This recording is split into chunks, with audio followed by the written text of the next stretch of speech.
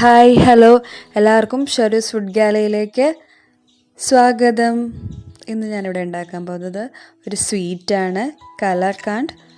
ഇത് നിങ്ങൾ ഒരു നോർത്ത് ഇന്ത്യൻ ഒരു സ്വീറ്റാണ്. അപ്പോൾ ഇതെങ്ങനെയാണ് ഉണ്ടാക്കുന്നത് നമുക്ക് നോക്കാം. ഇതിന് വേണ്ട സാധനങ്ങൾ: പനീർ ഒരു ചെറിയ ബൗളിൽ എടുത്തിട്ടുണ്ട്, പിന്നെ പാൽപ്പൊടി, മിൽക്ക് മെയ്ഡ് സെയിം പനീർ എത്രയാണോ അത്രയും തന്നെ എടുക്കുക ഒരു ചെറിയ ബൗളിൽ, പിന്നെ ബദാം ഇതുപോലെ ചെറുതായിട്ട് അരിഞ്ഞത്. ഇത്രയും സാധനങ്ങളാണ് നമുക്ക് കലാക്കാണ്ട് ഉണ്ടാക്കാൻ വേണ്ടത്. നമുക്ക് ഒരു പാന് ചൂടാക്കാൻ വയ്ക്കുക, അതിലേക്ക് നമുക്ക് പനീർ ഇടാം.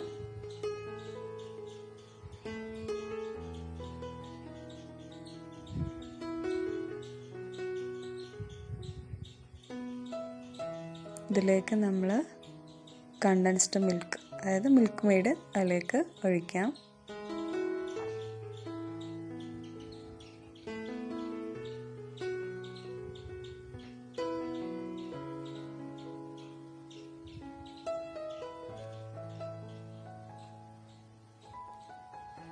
ഇതിലേക്ക് നമ്മൾ പാൽപ്പൊടിയും ചേർത്ത് കൊടുക്കാം. ആദ്യമേ തന്നെ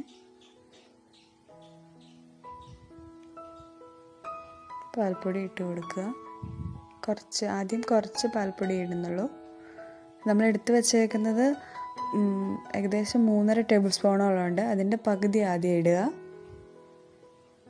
അതൊന്ന് ഇളക്കിയ ശേഷം ബാക്കി പിന്നീട് ഇടുക. ഇപ്പം മിൽക്ക് മെയ്ഡിന് നല്ല മധുരമാണല്ലോ, അത് കാരണം നമ്മൾ സെപ്പറേറ്റ് മധുരം ചേർക്കേണ്ട ആവശ്യമില്ല. ആ മധുരം തന്നെ മതി ഇതിന്. കാരണം നമ്മൾ പനീർ എടുത്തേക്കുന്ന അതേ അളവിലാണ് നമ്മൾ മിൽക്ക് മെയ്ഡ് എടുത്തേക്കുന്നത്.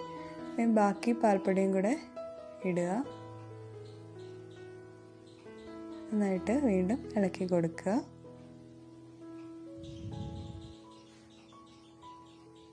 ഈസിയാണ് കേട്ടോ, കാരണം ഇത് കട്ടിയാവാൻ ഒരുപാട് താമസമൊന്നുമില്ല. ഒരു 10-15 മിനിറ്റ് അത്രേ ഉണ്ടാവുള്ളൂ. നന്നായിട്ട് ഇളക്കി കൊടുക്കണം.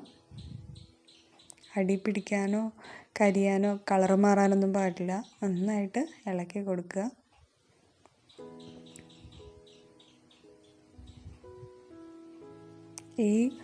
ഇതിനകത്തെ പാല് വെള്ളം ഉണ്ടല്ലോ, ആ വെള്ളം ഫുള്ള് വറ്റുന്നത് വരെ ആണ് ഇതിൻ്റെ പാകമെന്ന് പറയുന്നത്. അവിടെ നന്നായിട്ട് ഇളക്കി കൊടുക്കുക.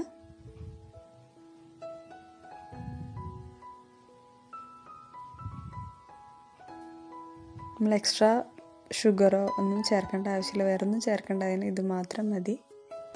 കണ്ടില്ലേ, അതിൻ്റെ വെള്ളമൊക്കെ പോയിട്ട് ഇത് ഏകദേശം ആവാൻ തുടങ്ങിയിട്ടുണ്ട്. നന്നായിട്ട് ഇളക്കി കൊടുക്കണം.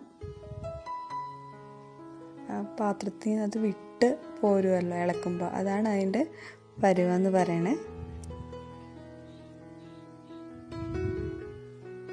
ഇളക്കി കൊടുത്തോണ്ടേ ഇരിക്കണം, ഇല്ലെങ്കിൽ അത് അടി പിടിക്കുക അല്ലെങ്കിൽ കളർ മാറാനൊക്കെ സാധ്യതയുണ്ട്. അതുകൊണ്ട് നമ്മൾ നന്നായിട്ട് ഇളക്കി കൊടുക്കണം. ചൂട് എല്ലായിടത്തും ആവാൻ വേണ്ടിയിട്ട് തിരിച്ചും മറിച്ചും ഇട്ടുകൊണ്ടിരിക്കുക.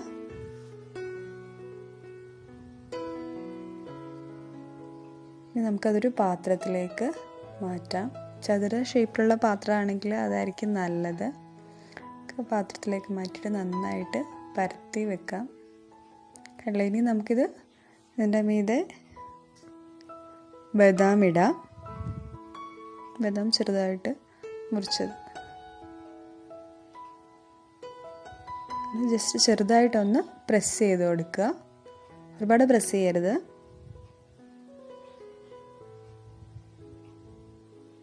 ഇതുവരെ സബ്സ്ക്രൈബ് ചെയ്തിട്ടില്ലാത്ത കൂട്ടുകാർ സബ്സ്ക്രൈബ് ചെയ്യാൻ മറക്കല്ലേ.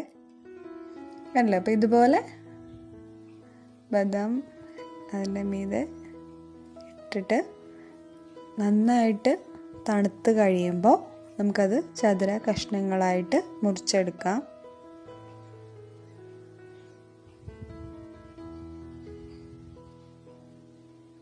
ചെറുതായിട്ട് പ്രസ് ചെയ്യാൻ പാടുള്ളൂ, ഒരുപാട് പ്രസ് ചെയ്ത് പൊട്ടിപ്പോകാൻ സാധ്യതയുണ്ട്. കണ്ടില്ല, അത് ഇതുപോലെ നമുക്ക് മുറിച്ചെടുക്കാം. ഓക്കെ, അപ്പം നിങ്ങൾ ട്രൈ ചെയ്യുക. നാളെ 1 മണിക്ക് നമുക്ക് വീണ്ടും കാണാം. Bye bye.